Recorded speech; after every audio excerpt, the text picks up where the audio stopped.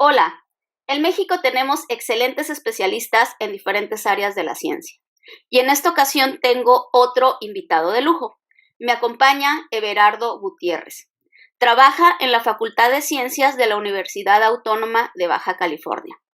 Everardo es computólogo y es especialista en algoritmos heurísticos. Y en esta ocasión nos hablará sobre análisis de algoritmos. Agradezco mucho, Everardo, que hayas aceptado la invitación y te cedo la palabra. Gracias, Elena. Yo te agradezco a ti por la invitación y como bien sabrán mis estudiantes, hablar de análisis de algoritmos siempre es algo que me emociona mucho, entonces yo con gusto aquí acepté para preparar algo muy introductorio, pero para dar una idea general sobre de qué estamos hablando, ¿no? Cuando mencionamos algoritmos, sobre todo es una palabra que se ha vuelto común ya en el día a día por la ubicuidad de la computación, pero en particular, ¿qué es lo que mueve a esas máquinas que ya nos rodean, ¿no? Pues los programas y los algoritmos, pero ¿qué son todos esos conceptos? Seguramente el público que nos escucha de pronto tiene esa duda, ¿no? Bueno, ¿cómo funciona la computadora? Cada que mencionan un programa, ¿qué es eso? ¿Qué es un algoritmo? Y son palabras que pueden ser intimidantes, ¿no? En su momento, pero son muy sencillas en realidad, entonces trataremos de hablar ligeramente o brevemente de algunos aspectos al respecto, ¿no? Regularmente imparto este curso en licenciatura, así es que es algo de lo que me gusta mucho hablar. Para empezar, justamente la palabra algoritmo, ¿no? Nos podríamos ir a una definición formal al respecto de qué dice la RAE, qué dice un algoritmo, perdón, un libro que hable justamente de algoritmos, pero pues vamos a ponerlo de esta manera. Lo que queremos es resolver un problema o ir de un paso A a un paso B, y podemos hacerlo de diferentes formas. Depende del ingenio de cada quien, depende con los recursos con los que contemos, etcétera, etcétera. Pero en algún punto debemos de expresar esa serie de pasos que son cómo es que vamos a llegar de ese punto A a ese punto B, cómo vamos a resolver un problema. Tenemos que expresarlo de alguna manera. Y en cómputo tenemos diversas maneras de expresar un algoritmo. ¿Qué queremos? Una serie de pasos lógicos, ordenados, precisos, finitos, y una serie de características que queremos que tengan para que realmente pueda calificar como un algoritmo. ¿Qué buscamos como objetivo? Tomar datos de entrada y dar datos de salida. Yo siempre lo veo con mis estudiantes que lo que hacemos es eso, ¿no? Somos como una maquinita que recibe datos y los estamos procesando, estamos haciéndolo con ellos y lo estamos escupiendo, ¿no? Una salida, un resultado, con el que además se va a hacer algo más, ¿no? Algún proceso adicional o se va a presentar al usuario, mira, esto es lo que dio como resultado lo que tú estabas esperando, ¿no? Aquí tengo 3 representaciones básicas de algoritmos que seguramente los que han estudiado un poco de computación los identificarán, que es a la izquierda tenemos pseudocódigo, permítanme, que es tratando de emular al lenguaje natural, tratando de que sea mucho más digerible. Escribimos con una serie de palabras clave cuáles son las instrucciones que queremos que se lleven a cabo, cómo queremos que se haga la tarea que va a realizar esta serie de pasos. En el medio tenemos un diagrama de flujo, que es una representación más gráfica. Hay personas a las que se les facilita representarlo de esta manera, pero tenemos equivalencias, por supuesto, entre ellas. Podemos traducir un pseudocódigo a un diagrama de flujo y viceversa. Un poco más apegado a cómo funcionan las computadoras, tendríamos aquí a la derecha un circuito lógico. En realidad, las computadoras manejan el lenguaje binario, es decir, solo manejan 2 tipos de valores posibles, que es corrientes altas, corrientes bajas, o lo clásico que decimos es ceros y unos, verdadero y falso, valores binarios, ¿no? Que podemos traducir a valores booleanos. Lo que tenemos aquí a la derecha es una representación a partir de compuertas lógicas de cómo es que podemos procesar, de hecho, cómo se procesan internamente en la computadora los valores que estamos introduciendo. No voy a meter mucho detalle con las codificaciones binarias, ese tipo de cosas, pero seguramente habrán escuchado ahí en casa justamente eso, ¿no? Que todo lo tenemos que pasar a una codificación binaria cuando estamos hablando de computación. Recordando nada más, antes de pasar a la siguiente diapositiva, que el objetivo lo podemos reducir, aunque parecería muy simple, a tomar algo de entrada, tomar un conjunto de datos de entrada y dar una salida a través de esta serie de pasos ordenados, lógicos, finitos, etcétera, etcétera, que vamos a conocer como un algoritmo. Aclarando el punto de qué es un algoritmo, pues hay que especificar, y bueno, ¿y para qué queremos algoritmos? ¿Para qué nos son útiles? A mí ¿cómo me afectan los algoritmos en mi día a día? Pues resulta que todas las tareas que llevamos a cabo en la computación justamente tienen que expresarse como un algoritmo primero para poder después ser traducidas a las instrucciones de una computadora y que sean resueltos los problemas que estamos atacando con la computación día a día. Y pueden ser problemas tan sencillos como ordenar elementos, ¿no?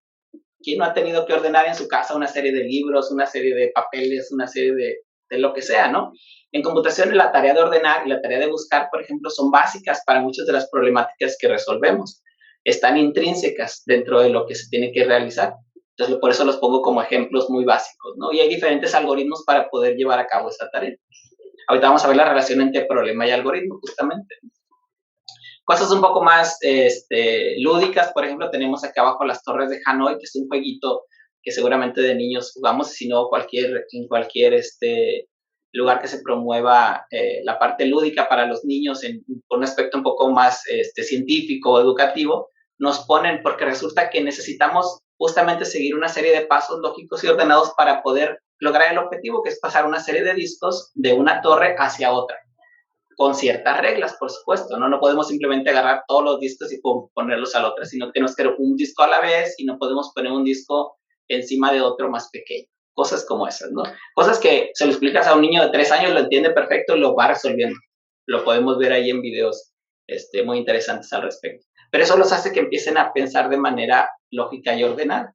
Y les empieza a desarrollar las habilidades lógicas, además de que promueve las habilidades motrices. Es un juego que se utiliza mucho para eso. A cosas un poco más complejas, tenemos aquí a la derecha, por ejemplo, la creación de un árbol de filogenia que nos expresa las relaciones genéticas entre una serie de especies, entre una serie de organismos, bueno, ahora que estamos, que todos estamos muy empapados con este asunto de las variantes de ciertos organismos virulentos que nos atacan recientemente, pues a eso se refiere, ¿no? De pronto, a través de la secuenciación de la información genética de estos organismos, podemos encontrar la relación que existe entre ellos y a partir de eso, pues tomar decisiones. Son problemas mucho más complejos, pero que también resolvemos a través de la computadora. Habría que aclarar que no todo problema lo podemos resolver necesariamente con la computación, pero no voy a entrar en esa parte porque no voy a hablar de complejidad computacional ni de teoría de la computación. Pero en otra ocasión que me invite Selene, lo hablamos con gusto, no se preocupe. Entonces, para tratar de resumir aquí el asunto, tenemos, si se fijan a la izquierda, un problema. De ese problema tenemos que representarlo a través de datos. Si queremos ordenar una serie de valores, pues la entrada que representaría ese problema o el caso del problema serían los valores que queremos ordenar. Si queremos buscar un elemento en una secuencia o en un conjunto, pues el conjunto donde queremos buscar y cuál es el elemento que queremos buscar. Es decir, la entrada caracteriza el problema como tal. Y eso lo tenemos que tener ya, ¿no? Está dado por pues el entorno, qué es lo que estamos modelando, etcétera, etcétera. Le vamos a aplicar un algoritmo, esa serie de pasos lógicos, finitos, ordenados, aquí lo vemos como una cajita. Si no somos los expertos, lo podemos ver como una cajita negra, es decir, que no sabemos qué está pasando ahí, que solamente le damos como entrada algo y que obtenemos una salida. Y así es como la mayoría de los usuarios lo ven, porque la mayoría usamos las computadoras como cajas negras, no sabemos qué está pasando ahí adentro, ¿no?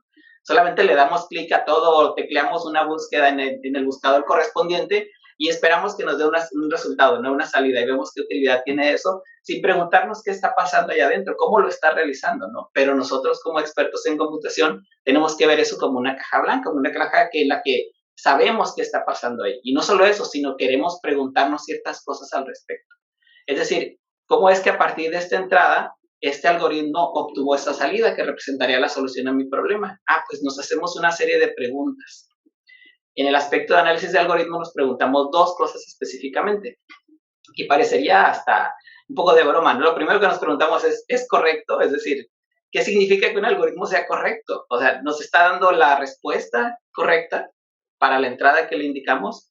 Y más aún, para cualquier entrada que represente un caso del problema, ¿nos va a dar la respuesta correcta? Y eso ya es una pregunta mucho más compleja, ¿no? Es decir, necesitamos hacer una demostración generalizable que nos indique que para cualquier caso del problema vamos a poder obtener la salida. No me basta hacer un algoritmo que me pueda ordenar una secuencia específica de números. Quiero un algoritmo que dada como entrada cualquier secuencia de números, me dé como salida esos mismos números, pero ordenados, en el orden que yo requiero, ¿no? Entonces, eso es lo que nos preguntamos cuando estamos hablando de que si el algoritmo es correcto o no es correcto.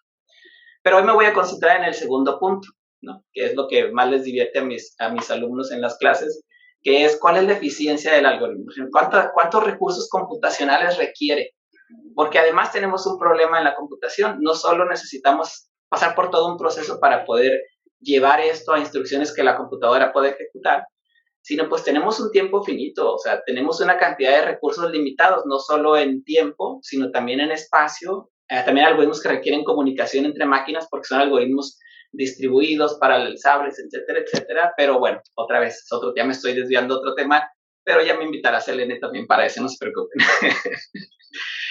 Regularmente nos fijamos primero en términos de eficiencia en el tiempo, ¿no? Que es lo que más nos apremia. La capacidad de cómputo nos determina cuántas instrucciones puede ejecutar una computadora en una cantidad de tiempo determinada. Entonces, dado eso, bueno, ¿qué tan eficiente sería al menos nuestro algoritmo en términos de tiempo? Es lo primero que tendríamos que preguntarnos.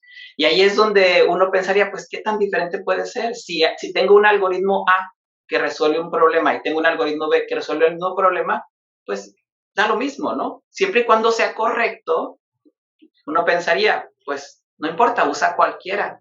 Pues no es así. Justamente nos preocupamos por eso en el área de análisis de algoritmos. ¿Cuál es la eficiencia de esto? Y para eso vamos a poner un ejemplo, tratando de ser muy, muy prácticos, muy directos. Tenemos la serie Fibonacci, algunos habrán escuchado de ella, si no, así muy rápidamente, es una sucesión infinita de números naturales. Aquí está expresada, por ejemplo, con una relación entre estas figuras geométricas en donde estamos suponiendo que tenemos la unidad aquí en el centro, entonces tenemos una duplicidad de la unidad, luego duplicamos la unión de estas dos unidades para generar este tercer elemento, luego duplicamos estos tres elementos para generar este de acá, y así generamos una sucesión que puede caracterizarse, ahorita vamos a ver de qué manera se puede caracterizar, y que resulta que se presenta en diversas circunstancias o en diversos aspectos de la naturaleza, por ejemplo, en lo que conocemos como el cociente dorado, que son los patrones de crecimiento de algunos seres vivos en la naturaleza, por ejemplo, o en cuestiones de modelado matemático. Aquí tenemos el triángulo de Pascal para quienes lo ubiquen, y resulta que la suma de ciertas sucesiones de los valores en el triángulo de Pascal sigue justamente la sucesión de Fibonacci. Entonces, sin entrar a más a detalle en las diferentes aplicaciones que tiene en términos de modelado, en términos de diseño, en términos de caracterización, en términos de muchos aspectos, tanto naturales como matemáticos, pues el problema lo podríamos plantear de la siguiente manera: ¿cuál es el enésimo número de la sucesión de Fibonacci? Pues, si yo fuese matemático, que no lo soy, pero aquí tenemos a Selene, pues los matemáticos se agarran y dicen, yo lo voy a resolver. ¿Cómo lo voy a resolver? Pues voy a generar un modelo que lo resuelva. En este caso expresado por una ecuación. Bueno, tengo de hecho dos ecuaciones. Entonces me dicen, es fácil, pues lo caracterizo la serie Fibonacci diciendo, pues para 0, como un caso base, es 0, para 1 es 1, y para 2 en adelante simplemente sumo los dos números Fibonacci previos y voy a obtener el resultado que caracteriza la serie que acabamos de decir. Si nos adentramos todavía a mayor profundidad en las características de la serie, resulta que está relacionada con un número muy famoso que es el Golden Ratio, el cociente dorado, y de hecho podemos calcular de manera directa el enésimo número de la serie a través de esta fórmula. Y en ese momento nos entregan esa fórmula los matemáticos y les dicen, ya lo resolvimos. Y los computólogos decimos, ajá, sí, matemáticamente ya lo resolviste porque ya tienes una ecuación que lo caracteriza, pero ¿qué crees? La computadora no entiende de ecuaciones. No basta, ¿no? Necesitamos hacer una transformación a través de plantear un algoritmo, plantear esa secuencia de pasos que de manera finita, ordenada y lógica puedan transformar esto que nos están diciendo los matemáticos a una serie de pasos que luego además podamos traducir a instrucciones máquina, instrucciones de computadora, es decir, a un programa de cómputo, para que en realidad hasta ese momento es que la computadora va a poder ejecutarlo. El algoritmo todavía estamos en una conceptualización abstracta de cuáles son los pasos que vamos a usar para resolver el problema. Eso tenemos que traducirlo todavía a un programa de cómputo. No hablaré de lenguajes de programación, pero muchos seguramente conocerán por ahí C, Java, Python, etc. Igual, otro tema para el que me va a invitar seguramente es Selene. Entonces, Hay una serie de pasos que tenemos que pasar aquí para poder llegar a un planteamiento matemático, que sería la solución matemática del problema a través de una ecuación, a un algoritmo y después a un programa, para poder que estos aparatos que ya están en nuestra vida diaria, que son las computadoras, realmente resuelven un problema tan sencillo como obtener un número en una secuencia. Considerando eso, resulta que podemos resolver esto simplemente aplicando una aproximación recursiva, por ejemplo, ¿no? Aquí pongo una simplificación de cómo funcionaría una aproximación recursiva. Si yo quiero calcular el séptimo número de la serie Fibonacci, necesito tener el sexto y el quinto para poder sumarlos. Pero para poder tener esto, necesito calcular el quinto y el cuarto para poder sumarlos y obtener el sexto. Y necesito calcular el cuarto y el tercero para obtener el quinto y poder sumarlo. Y así puedo ir desmenuzando en esto que conocemos como un árbol de recurrencias. Y una aproximación recursiva o un algoritmo recursivo a este problema tiene la desventaja de que tiene una repetición de los subproblemas, es decir, resolvemos muchas veces lo mismo. Si se fijan, el Fibonacci de 5 lo resuelvo aquí y luego lo vuelvo a resolver acá. El de 3 lo resuelvo aquí y lo tengo que resolver aquí y lo tengo que resolver acá. Es una solución muy elegante, la solución recursiva, porque se deriva directamente de esta ecuación matemática. Sin embargo, en términos computacionales, al plantearlo en un paradigma de algoritmos recursivos, resulta muy poco eficiente o resulta muy costosa, para ponerlo en esos términos.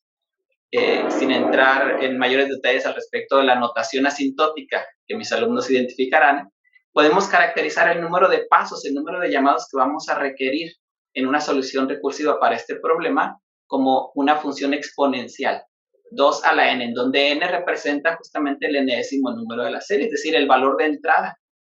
La entrada de los datos está en el exponente de la función que caracteriza la cantidad de recursos que va a requerir el algoritmo. Y eso es algo conflictivo o complicado de manejar, porque para valores relativamente pequeños, pues el crecimiento exponencial, por supuesto, se sale de nuestras manos en términos de seguir manejando tiempos finitos y recursos computacionales que tengamos realmente disponibles. Sin embargo, tenemos dos alternativas, y con eso empiezo a cerrar porque creo que ya abarqué demasiado, pero tenemos una solución iterativa en donde simplemente necesitamos tener guardados los últimos 2 valores de la serie Fibonacci para calcular el K-ésimo. Es decir, para calcular K necesitamos K-1 y K-2. Entonces, de manera iterativa vamos guardando esos 2 valores previos y calculando el K-ésimo, almacenando en un buffer, en un vector, en alguna otra estructura, los elementos que requerimos para el próximo cálculo, y eso nos lleva a una solución iterativa que solo nos cuesta una cantidad de pasos lineales en el tamaño de la entrada, es decir, de un orden n, una función lineal. Pero más aún, recuerden que teníamos una solución de tiempo constante. A través del cociente dorado podemos hacer un simple cálculo aritmético, por supuesto, si contamos con el valor del cociente dorado. Entonces, a través de un cálculo aritmético que le toma muy pocos ciclos de reloj, muy pocas instrucciones, y por pocas, aquí nos referimos a constantes. No importa si yo quiero calcular el cuarto, el quinto, el décimo, el vigésimo número de la serie Fibonacci, la cantidad de operaciones va a ser la misma. No va a variar con respecto al valor de entrada. Entonces decimos que es un algoritmo de tiempo constante. Con este ejemplo muy sencillo vemos que depende cómo nos aproximemos al problema, depende cómo es que caractericemos a través de un algoritmo la solución del problema que queremos resolver, pues podemos llegar a una solución que es correcta. Este algoritmo calcula correctamente el enésimo número de la serie Fibonacci, pero la cantidad de recursos que nos exige es muy grande. Luego podemos ver una solución que requiere menos recursos, pero aún así no es la óptima. Tenemos una solución que sería la óptima, que solamente requiere una cantidad de recursos constante. De eso nos preocupamos los computólogos, no solamente de resolver los problemas que se nos presentan, y por resolverlos muchas veces pasamos por este proceso, ¿no? Quizás a veces no tomamos como entrada una caracterización matemática a través de una ecuación o de un modelo matemático. Quizás tomamos un modelo biológico, que aquí entre no les digo, tiene que reducírselo a un modelo matemático, pero luego discutimos de eso. O algún otro tipo de modelado, ¿no? Utilizando algunas otras de las ciencias a las que apoyamos desde el área de cómputo, pero todo tenemos que traducirlo a una serie de pasos lógicos y finitos, a un algoritmo, para poder estar a un paso de realmente ejecutarlo en una computadora a través de la creación de un programa computacional. El punto es, depende cómo es que yo plantee el algoritmo, el paradigma de diseño que utilice y pues mi capacidad de diseño y de ingenio, pues voy a generar soluciones que van a ser más costosas en términos computacionales o menos costosas, como intenté ilustrar a través de este pequeño ejemplo. Esa es una muy breve introducción al respecto de por qué nos preocupamos en el área de análisis de algoritmos, al respecto del costo que tienen las soluciones computacionales que presentamos y cómo es que el no estar conscientes de cómo analizar las soluciones que estamos presentando nos puede llevar a proponer cosas bastante ineficientes o mucho más costosas justamente cuando puede que tengamos alternativas que son mucho más sencillas y que requieren menor tiempo, menor espacio, menores recursos computacionales en términos generales. Bueno, creo que sería todo de mi parte. Selene, no sé si quieres que agreguemos algún punto. Sí, primeramente, pues muchas gracias, Everardo. Y nada más para que se tenga una idea de cuando se habla 2 a la n y 1. Por ejemplo, si tienes que n vale 3, el 2 a la n sería 8. Correcto. El n es 3 y el otro es 1. Y el 1 sigue siendo 1. Entonces ahí vemos cómo el 2 a la n es el más costoso.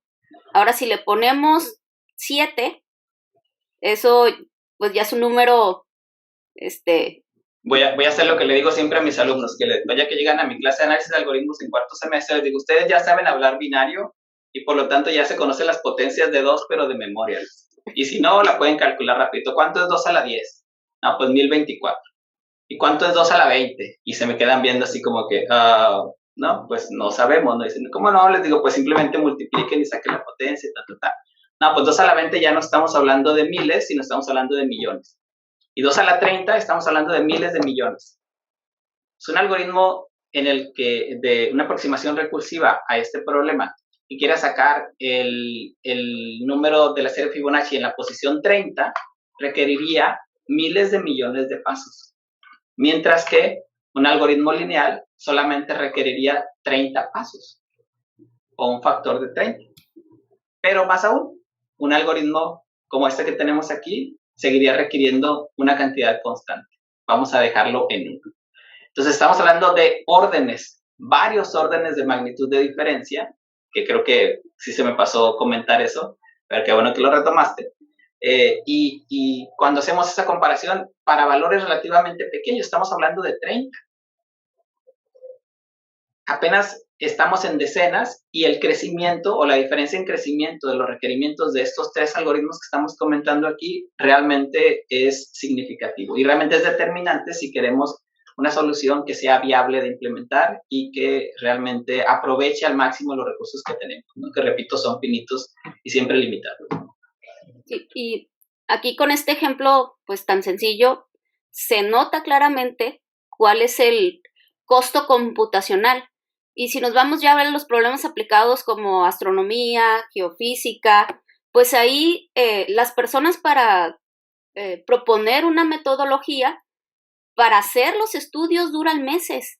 Totalmente. Entonces, por eso es muy importante tener algoritmos eficientes.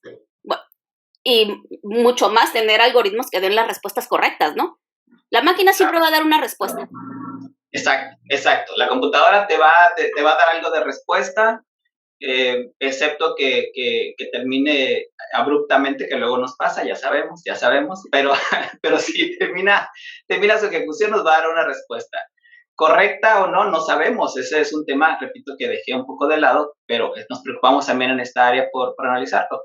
Sí, como dices, es bien importante qué metodología voy a utilizar para poder llegar a la solución de mi problema. Y eso abarca todo esto que hemos estado diciendo y más, porque requiere primero justamente analizar el problema y ver cómo lo voy a plantear. Aquí estoy suponiendo que tengo ya planteado el problema. Entonces, realmente la metodología que yo voy a seguir para solucionar un problema realmente abarca todo este proceso si es que quiero llegar a una solución computacional. Si mi área de estudio es otra, pues quizás no abarque necesariamente todas estas etapas la metodología que yo voy a aplicar para poder resolver mi problema, pero en el caso de cómputo sí tenemos que hacer nosotros eso. Y por eso nos apoyamos mucho justamente en nuestros colegas de matemáticas, ¿no? Que son, pues ellos casi cualquier problema nos lo pueden plantear, es cosa de que se los expliquemos a detalle, les demos toda la información, ¿no? Y ya que nos lo plantean en estos términos, ya, para nosotros es como nuestra lengua madre, ¿no? La matemática. Luego nos cuesta algo de trabajo pasar de la matemática al algoritmo, pero eso ya son limitaciones de nosotros, ¿no? Pero todo lo que se pueda plantear matemáticamente, vamos a poder por lo menos verificar si es que existe un equivalente en términos de algoritmo o no. En algún punto dije que pues hay cosas que no podemos resolver computacionalmente, no abarqué ese tema, y vamos a poder determinar por lo menos, bueno, no, al menos no con el modelo computacional actual, que ese es otro tema que podemos tratar después, los diferentes modelos computacionales. Está el modelo cuántico, está el modelo de autómatas celulares, está el modelo biológico, etcétera. Pero al menos con lo que sabemos actualmente nos preocupamos por poder plantear la problemática una vez que está el modelo matemático, la ecuación o lo que corresponda, que para eso ya requiere un estudio previo, poder pasarlo a esto que llamamos algoritmo. Y ya una vez que tenemos el algoritmo, al menos de mi parte, yo que soy especialista en algoritmos, pues a veces soy yo quien lo traduce a un programa computacional y a veces no soy yo, a veces están separadas las especializaciones en ese sentido. El conceptualizador de la solución en términos algorítmicos puede ser una persona o un grupo de personas, y quien lo lleva a la práctica, a un lenguaje de programación específico, puede ser otro grupo de personas. Porque aparte acá tenemos todo otro problema que es, bueno, ¿y qué lenguaje de programación voy a utilizar? Y sobre qué tipo de computadoras y con qué recursos realmente voy a contar en su momento. Entonces ahí hay un mundo de cosas que necesitamos tomar en cuenta. Yo regularmente me manejo en esta área, que son los algoritmos, aunque también, por supuesto, abarco en varias ocasiones la parte de programación.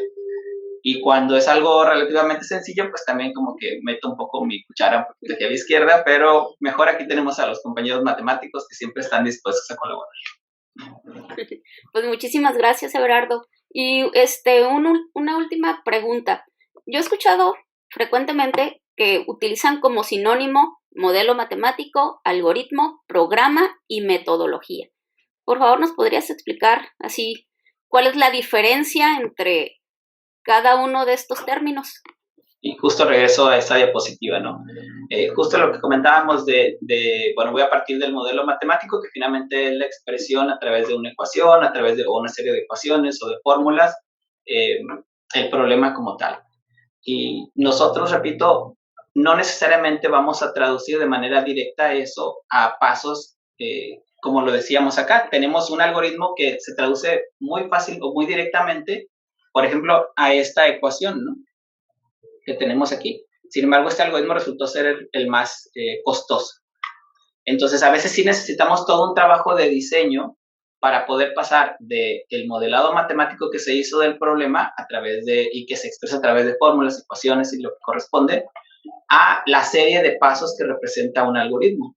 Porque aquí ya estamos hablando o estamos pensando en que es algo ya a un grado de poder traducirse a instrucciones que pueda entender la computadora. Aquí todavía tenemos un cierto nivel de abstracción, pero ya lo empezamos a aterrizar hacia el área de cómputo. Algo que pueda ser realizable en términos computacionales. Entonces, mientras que acá a la izquierda, en el modelado matemático, no necesariamente. Es una cuestión analítica. Aunque algunos están mucho más cercanos o es mucho más sencillo pasarlos a términos algorítmicos, como ya decía, ¿no? Pero aún así aquí mantenemos cierta abstracción, y a veces también eso es un shock para mis alumnos, ¿no?, que vienen del área totalmente de programación y que les pido que suban un nivel de abstracción, como dicen algunos por ahí, y que no piensen en términos de un lenguaje en específico, sino en términos de instrucciones que luego puedan ser traducidas a cualquier lenguaje de programación, a cualquier plataforma computacional. Entonces, y esa es la diferencia entonces entre algoritmo y un programa de cómputo como tal. Un algoritmo es esa serie de pasos que yo puedo después programar en C, programar en Python, programar en Java, programar en MATLAB. En principio debe ser independiente de qué lenguaje voy a utilizar para implementarlo. Cuando ya elijo un lenguaje debido a las facilidades que me otorga, debido al equipo en el que quiero resolver el problema, etcétera, etcétera, pues yo estoy hablando de un programa computacional. utilizando un lenguaje que en principio la mayoría utiliza lenguajes de alto nivel, pero los que somos expertos, pues podemos usar también ensamblador o ya de plano lenguaje máquina. Bueno, ya me estoy aventurando mucho a eso, pero pero se puede, o sea, finalmente, y ahí sí ya está hablando el lenguaje de la computadora, ¿no? Y ya tenemos limitaciones adicionales con respecto a las prestaciones que nos da el lenguaje computacional que estamos utilizando, y regularmente ya va dirigido a una cierta plataforma, a un cierto equipo o una familia de equipos de computadoras específicos. Ahora,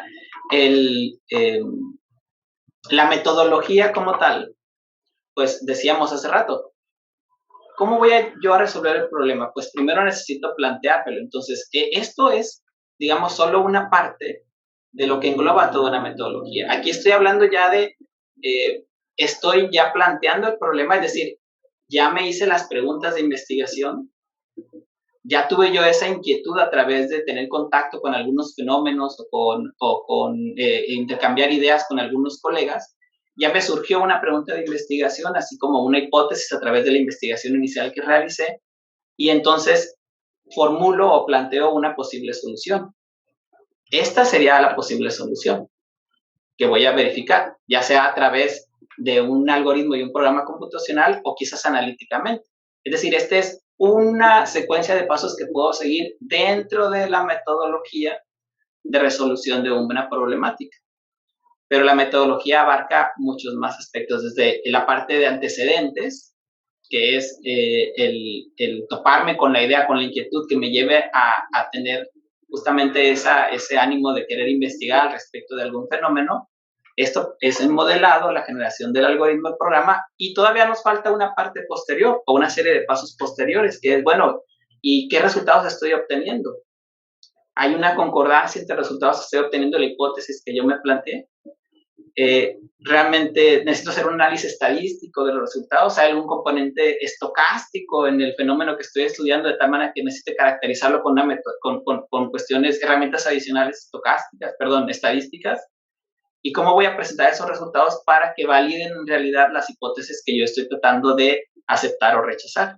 Entonces estamos hablando de algo muchísimo más amplio cuando hablo de una metodología, ¿no? Que nos llevaría al trabajo de todos los días de nosotros, ¿verdad, Selene?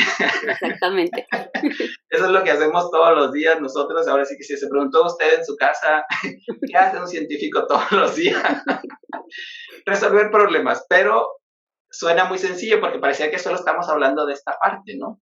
En sí, de ponerse a programar. ¿Qué hace un computólogo? Pues programa, lo sientas en una máquina y empiezas a escribir líneas de código. No, incluso nosotros, o sea, necesitamos todos los antecedentes y seguir una metodología para poder llegar a traducirlo a un programa de cómputo. Y además, después analizar los resultados. Aquí ni siquiera estoy considerando eso. Falta toda una serie de pasos como antecedente y toda una serie de pasos posteriores a esto que estamos comentando aquí. Pues muchas gracias, Everardo, por compartirnos tu conocimiento, y te voy a tomar la palabra. Eres bienvenido. Pronto nos veremos por acá. Pronto nos veremos, exactamente. Yo te agradezco a ti la invitación. Mis alumnos no me dejarán mentir, seguramente si ven el video o cuando me los tope por acá o cuando te los topes tú. Este es un área muy bonita. De pronto cuesta porque la abstracción, y tú como matemática lo sabes mucho más que yo creo, la abstracción nos da un poco de miedo a veces, ¿no? Queremos que sea algo palpable, queremos que sea un ejemplo específico, ¿no? No queremos abstraernos, no queremos generalizar, no queremos hacer una demostración matemática, ya ni hablemos de eso, ¿no? Entonces, pero eso es lo que hace avanzar a la ciencia, finalmente. Sobre casos específicos, si es un razonamiento inductivo, por ejemplo, sobre casos específicos luego tratas de hacer una generalización.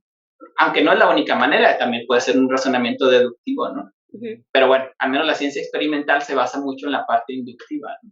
Pero necesitamos hacer esa generalización para poder que entonces podamos predecir el resultado de algunos fenómenos y podamos entonces pues aprovechar eso en bien de nuestro día a día, ¿no? De que estemos cada día mejor y que avancemos como sociedad. Sí, yo opino que esto es un engranaje y circular, que debe de haber ciencia básica, ciencia aplicada y tecnología para que las tres grandes áreas se potencialicen una respecto a todas las demás. y viceversa, ¿no? Entonces, si cortamos ese engranaje circular, estamos perdiendo un gran avance en alguna de estas partes. Totalmente, no se puede llegar a la parte tecnológica, a la innovación tecnológica sin que existan los antecedentes.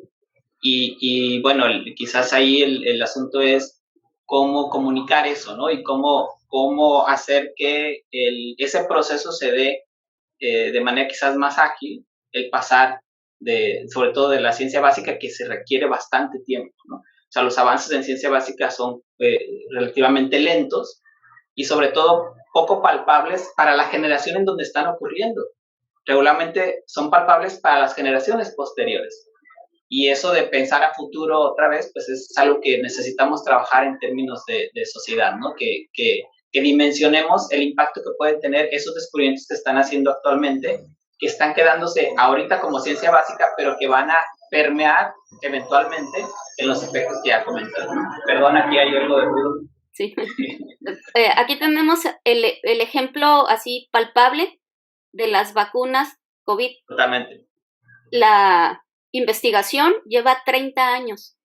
Si no se hubiera invertido 30 años en todos esos estudios, no se hubiera podido obtener una vacuna como en un año, ¿no? Aproximadamente. En tan poco tiempo, correcto. Correcto. Bueno, esperemos que este sea, al menos en la parte de computación y algoritmos, quisiera creer que abarque algo más allá de, pero por lo menos si alguien está interesado en el área de cómputo y específicamente algoritmos, los algoritmos son el corazón, ¿no? De todo lo que mueve a las computadoras. Y quizás es el área, pues es un área de teoría de la computación más cercana a las matemáticas. Como decía yo, la computación viene derivada de las matemáticas, ¿no? A veces la vemos más como que, pues el jueguito, el programita, o el crash que tuvo la computadora y que no me dejó hacer mi tarea el día de ayer, pero en realidad todo eso se puede expresar de manera formal, porque internamente se están trabajando con sistemas formales, con lenguajes binarios en este caso, que modelan todo lo que hacemos en la computadora, ¿no? Y aquí por lo menos vemos una introducción a cómo analizar eso que está pasando allá adentro. Exactamente, pues muchísimas gracias, Everardo, y gracias a ti. Te esperamos pronto por acá. Hasta luego. Claro que sí.